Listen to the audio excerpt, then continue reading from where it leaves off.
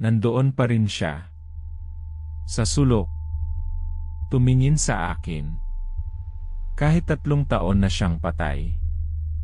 Hayaan niyo akong ikwento kung paano nagsimula ang lahat. Ako si Andrea, 28 taong gulang at isang photojournalist sa Maynila.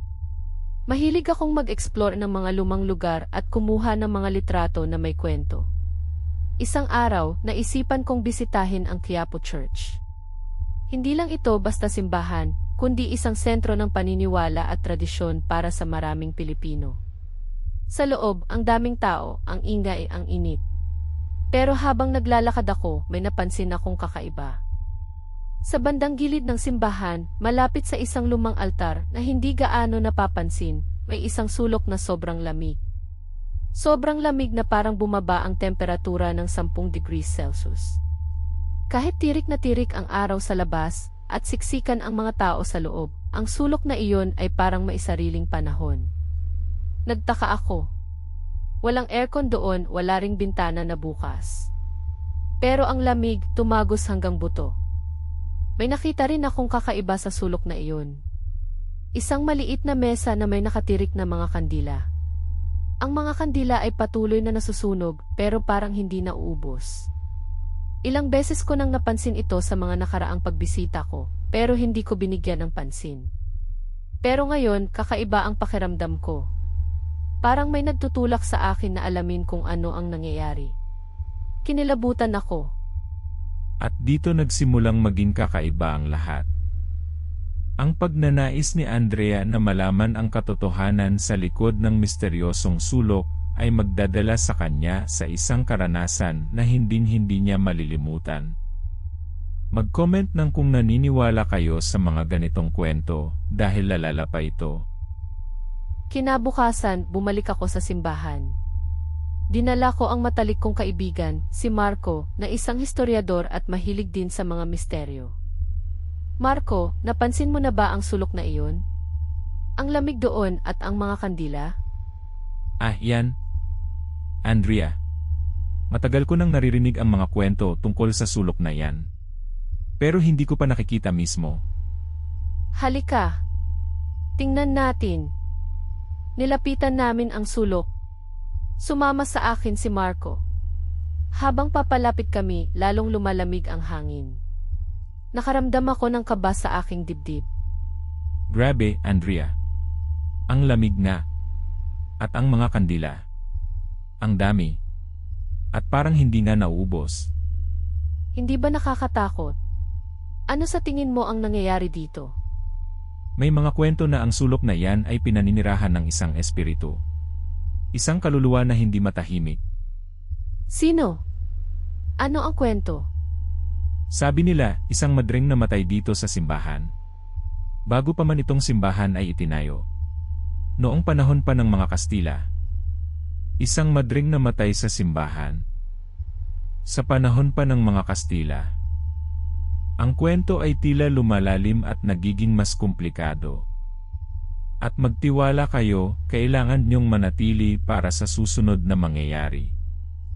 Dahil dito talagang nagiging hindi ka panipaniwala. Habang nakatayo kami ni Marco sa harap ng altar, bigla akong nakarinig ng bulong. Mahina lang pero malinaw. Parang pangalan ko ang tinawag. Marco, narinig mo ba iyon? Ano? Wala naman akong narinig. May bumulong. Parang pangalan ko. Sa pagkakataong iyon, nakita ko. Sa isang sulok ng pader, malapit sa mga kandila, may anino. Hindi ito malinaw, parang manipis na usok na humuhugis. Pero sigurado ako na may nakita ako. Marco, tingnan mo. Doon. Sa pader. Saan? Wala akong makita, Andrea. May anino. Parang babae. Nakatingin sa atin. Kinabahan ako ng sobra. Nagsimulang lumamig pa lalo ang paligid. Ang mga kandila biglang nagliyab ng mas maliwanag. At naramdaman ko ang presensya niya. Malapit na malapit. Hinila ko si Marco palayo.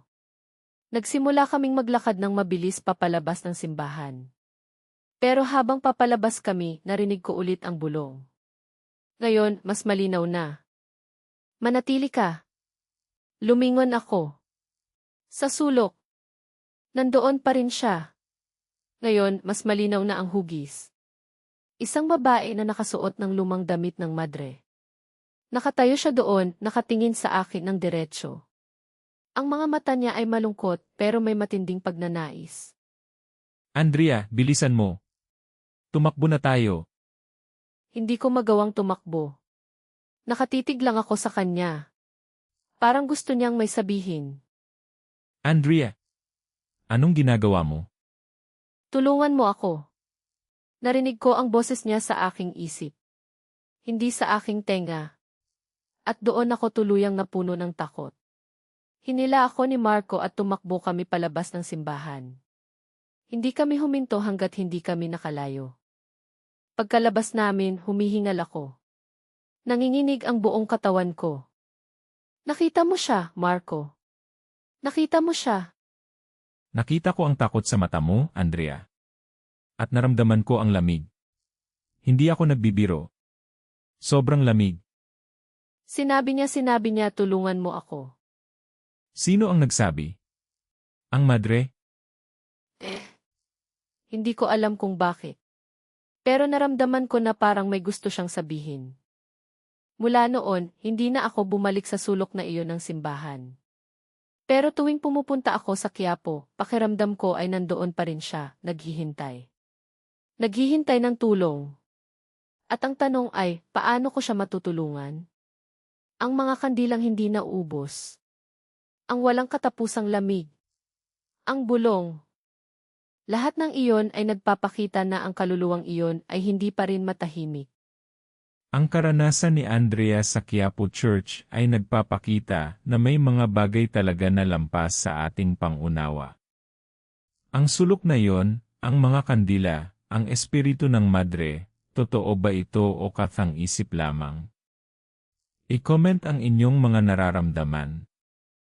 At kung may sarili kayong karanasan tulad nito, ibahagi ninyo sa comments. Mag-subscribe para sa bagong kwento araw-araw.